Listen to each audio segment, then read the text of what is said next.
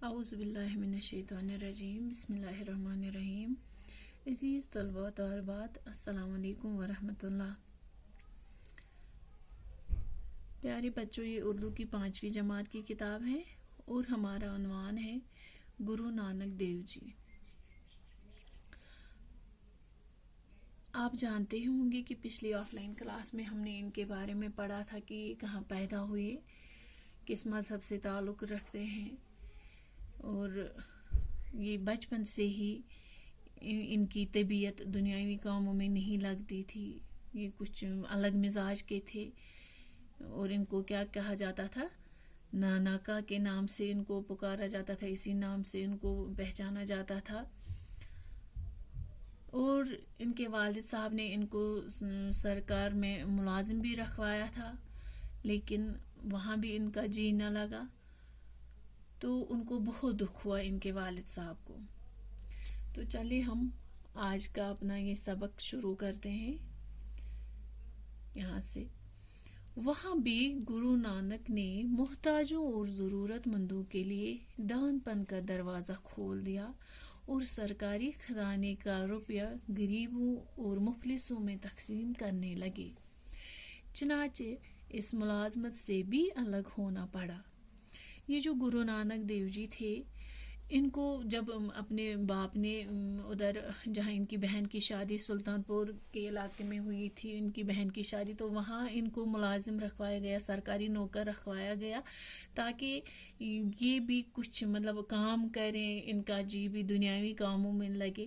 لیکن وہاں انہوں نے کیا کیا، جو پیسہ یہ کماتے تھے وہ یہ محتاجوں یعنی ضرورت مندوں، جو حاجت مند تھے، جن کو ضرورت تھی پیسوں کی، یہ ان کے کھانے پینے کا انتظام کرنے لگا، ان کی مدد کرنے لگا، ان میں بانٹنے لگا اپنا یہ پیسہ، جو بھی اس کو ملتا تھا وہ انہی میں بانٹ دیا کرتا تھا، ان میں تقسیم کرتا تھا، اور جو سرکاری خزانے کا روپیہ تھا وہ بھی غریبوں اور مفلسوں میں تقسیم کرنے لگے۔ اس وجہ سے ان کو اس ملازمت سے بھی الگ ہونا پڑا۔ گرو نانک کے یہ رنگ ڈھنگ دیکھ کر ان کے والد نے سوچا کہ گرو نانک کی شادی کر دی جائے، گرہستی کا بوجھ پڑے تو وہ اس طرح روپیہ پیسہ خرچ کرنا چھوڑ دیں۔ انہوں نے گرو نانک کی شادی کر دی۔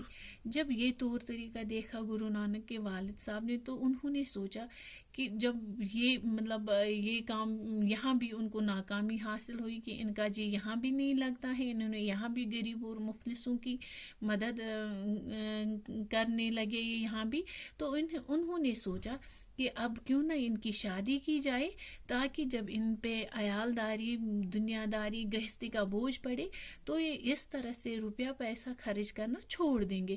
تو انہوں نے کیا کیا، انہوں نے گرو نانک کی شادی کر دی۔ گرو نانک کی شادی ہو گئی، 2 بچے بھی ہوئے، لیکن گرو نانک کا دل گرہستی میں نہ لگا۔ اگرچہ ان کی شادی بھی کرا دی گئی، ان کی شادی بھی ہوئی اور ان کے بچے بھی ہوئے، 2 بچے ہوئے ان کے، لیکن پھر بھی ان کا دل دنیاوی کاموں میں ان کا جی نہ لگا۔ وہ ہمیشہ کی طرح اپنی کمائی ضرورت مندوں پر خرچ کر دیتے۔ بیوی نے لاکھ سمجھایا مگر ان پر کوئی اثر نہ ہوا۔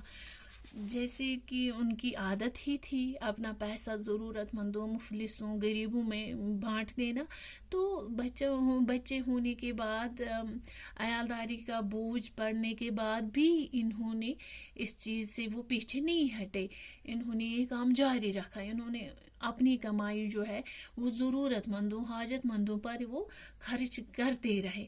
بیوی نے بھی بہت سمجھایا لیکن ان پر کوئی اثر نہ ہوا۔ گرو نانک ملک اور شہر پھرے۔ کہتے ہیں وہ مکہ، مدینہ اور بغداد بھی گئے۔ یہ جو گرو نانک دیو جی تھے وہ انہوں نے بہت سفر کیا، بہت جگہوں، بہت ملکوں اور شہروں میں وہ گئے، اور کہا جاتا ہے کہ وہ مکہ، مدینہ اور بغداد بھی گئے۔ اس طرح جب اس دنیا کے سفر کی مدت تمام ہوئی اور آخری سفر کا وقت آیا تو ضلع گرداسپور میں آئے۔ وہیں 1539 عیسوی میں 90 سال کی عمر میں ان کا انتقال ہو گیا۔ اور جب یہ دنیاوی سفر ختم ہو گیا، اس کا وقت آن پہنچا، تو انہوں نے اپنا آخری سفر جو ان کا تھا وہ کہاں پہ ختم ہوا؟ ان کا ضلع گرداسپور میں۔ شاباش، یہ باتیں آپ ذہن میں رکھیں، یاد رکھیں۔ تو ضلع گرداسپور میں وہاں پہ ہی ان کا انتقال 90 سال کی عمر میں ہوا 1539 عیسوی میں۔ گرو نانک یہ چاہتے تھے کہ لوگ دل سے یہ بات مان لے کہ سب انسان خدا کے سامنے برابر ہے، اور اس طرح ذات پات کا فرق چھوڑ دیں۔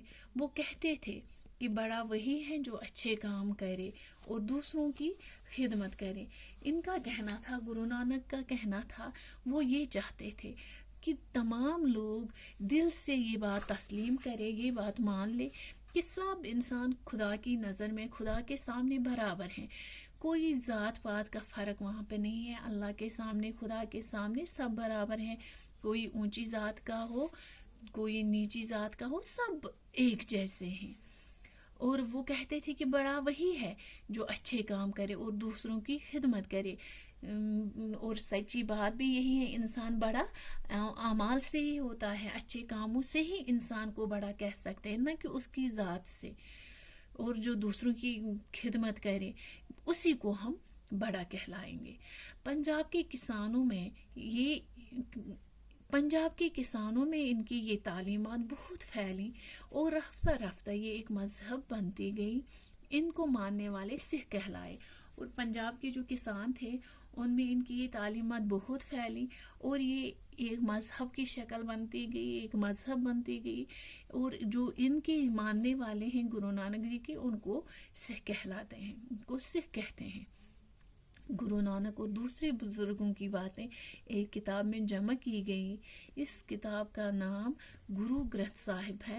یہی سکھوں کی مقدس اور پوتر کتاب ہے۔